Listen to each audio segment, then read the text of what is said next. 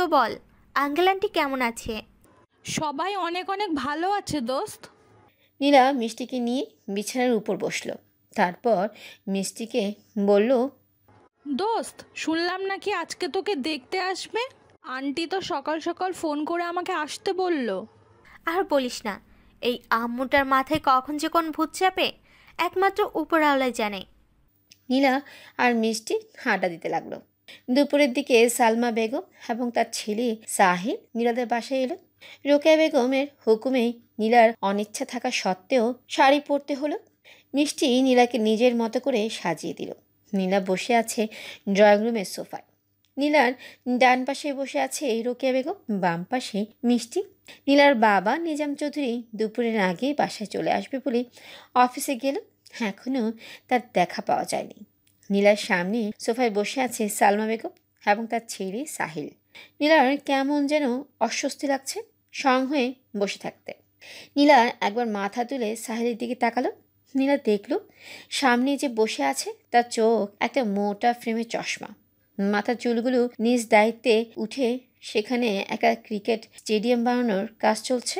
বেচারা এসির মধ্যেও ঘামছে। কেমন যেন জড়সড় হয়ে বসে আছে।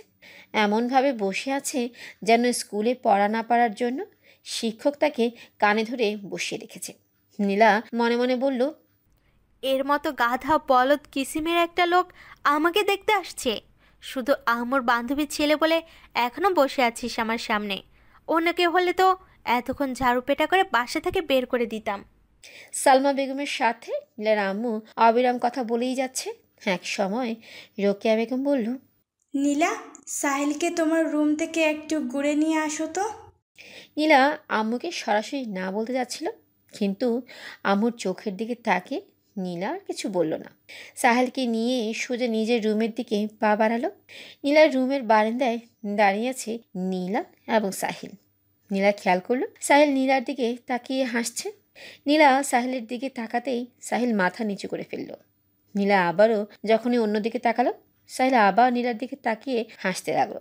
নীলা আবার সাহিলের দিকে তাকাতে সাহিল মাথা নিচু করে ফেলল। এরকম বেশ কয়েকবার হবার পর নীলা বলল, সমস্যা কি আপনার? আপনার কি ভ্যাটকানোর রোগ আছে? কই আমার তো কোনো সমস্যা নেই। তাহলে মাঝে মাঝে তাকিয়ে এমন বান্দরের মতো ভেটকি দিচ্ছেন কেন? আপনি কি আমাকে বান্দর বললেন? জি। এটা কিন্তু ঠিক নয়। আমি নিচে যে আম্মুকে বলে দেব আপনি আমাকে বান্দর বলেছেন। আরে, মায়ের কোলে দুধের শিশু, এখনো কি ফিডার খান যে আম্মুকে বলতে হবে? নীলা আর কিছু বলল না। দুজনেই কিছুক্ষণ চুপ করে থাকলো। তারপর নীলাই বলল,